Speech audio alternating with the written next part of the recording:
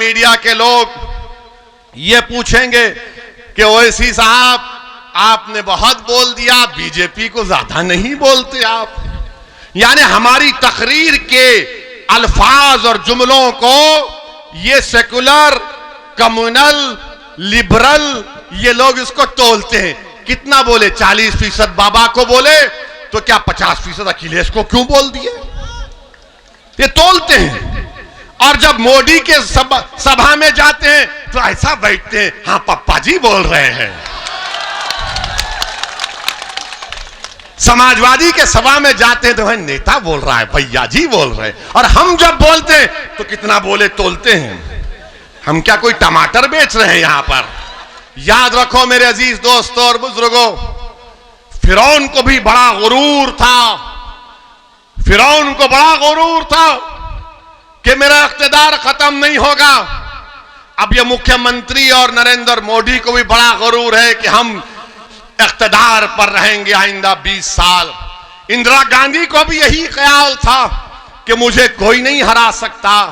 मगर सियासी तारीख गवाह है कि जिस किसी ने यह समझ लिया कि इख्तिदार पर हमेशा रहेंगे, कुदरत ने उनको इख्तिदार से बेदखल किया। इंशाअल्लाह ताला वो दिन दूर नहीं है जब उत्तर प्रदेश में योगी और बीजेपी की सरकार नहीं बनेगी इंशाअल्लाह ताला। मगर मेरे अजीज दोस्तों और बुजुर्गों, मेरे गयूर नौजवानों, आपको अपने उतरौला से अपने एक बेहतरीन विधायक को कामयाब करके लखनऊ को भिजाना है। उतरौला की तरक्की के लिए आपको यहां पर उनको कामयाब और कामरान करना है। अब कोई ये हमारे मीडिया के लोग ये पूछेंगे कि ओवैसी साहब आपने बहुत बोल दिया, बीजेपी को ज्यादा नहीं बोलते आप। यानी हमारी तकरीर के अल्फाज और जुमलों को ये सेकुलर, कम्युनल, लिबरल ये लोग इसको तोलते हैं। कितना बोले? 40% बाबा को बोले तो क्या 50% अखिलेश को क्यों बोल दिए? ये तोलते हैं। और जब मोदी के सभा में जाते हैं तो ऐसा बैठते हैं, हाँ पप्पा जी बोल रहे हैं। समाजवादी के सभा में जाते हैं तो भाई नेता बोल रहा है, भैया जी बोल रहे हैं। और हम जब बोलते हैं तो कितना बोले तोलते हैं। हम क्या कोई टमाटर बेच रहे हैं यहां पर? हम आवाम के मसाइल को बयान कर रहे हैं, उतरौला के जनता की तकलीफ को बयान कर रहे हैं। हम तो मुस्तकबिल में आपके मसाइल का हल, उसका तरीका आपको बता रहे हैं। हम तो आपसे एक पैगाम दे रहे हैं कि कैसे आपको उत्तर प्रदेश में अपनी सियासी लीडरशिप को बनाना है। जब 9% यादव अपनी लीडरशिप को बना दिए, मुलायम सिंह यादव और उनके बेटे को अपना नेता बना दिया। दलित में हमारे जाटव भाई और बहनों ने बहन मायावती को अपना नेता बना दिया।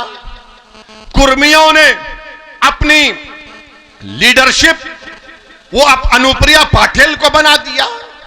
आगरा के बाघेलों ने अपना नेता बाघेल साहब को बना दिया। ठाकुरों ने बाबा को अपना लिया। सबने अब ब्राह्मणों की एक पॉलिसी है। आप बताइए, अगर इसमें अगर कहीं पर कोई नजर नहीं आता तो मुसलमान है।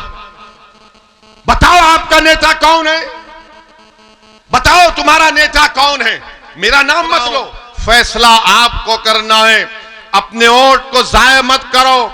याद रखो, अगर आप उतरौला से डॉक्टर अब्दुल मन्नान को कामयाब करेंगे तो यकीनन बातिल तूफानों में आप एक चिराग को रोशन करने के बराबर होगा। ये फिरका परस्ती के सैलाब में डॉक्टर अब्दुल मन्नान की कामयाबी एक उम्मीद की किरण नजर आएगी, न सिर्फ उतरौला की आवाम और जनता के लिए, बल्कि वो सेकुलर जहन रखने वाले उन तमाम भारत के लोगों को जिनके दिलों में आज भी गांधी, अंबेडकर की मोहब्बत बरकरार है। हाँ, अगर वो लोग कामयाब होंगे तो याद रखो, ये कामयाबी सेकुलरिज्म की नहीं होगी। आपको और मुसलमानों को खास तौर से ये कहा जाता है कि सेकुलरिज्म को बचाना है, सेकुलरिज्म को बचाना है। मैं इनसे पूछना चाहता हूं, क्या सेकुलरिज्म को बचाना सिर्फ भारत के मुसलमानों की जिम्मेदारी है? क्या सेकुलरिज्म को बचाना हिंदुओं की जिम्मेदारी नहीं है? क्या सेकुलरिज्म को बचाना 9% यादवों की नहीं है, 9% यादव है और 2-2 मर्तबा उनका मुख्यमंत्री बन जाता है। क्या सेकुलरिज्म को बचाना हमारे दलित भाइयों की जिम्मेदारी नहीं है? क्या सेकुलरिज्म को बचाना हमारे ओबीसी भाइयों की जिम्मेदारी नहीं है? क्यों नहीं ये सब लोग मिलकर इनसे कहते हैं कि सेकुलरिज्म को बचाओ, मगर सेकुलरिज्म को बचाना सिर्फ मुसलमानों के गले में जिम्मेदारी डाल दी जाती है। हमारे गले में सांप डाल दिया जाता है और हम इस सांप से बचाने की अपने आप को कोशिश करते हैं। ये सांप हमको ही डसता है, उनको नहीं डसता। हम बर्बाद होकर रह गए।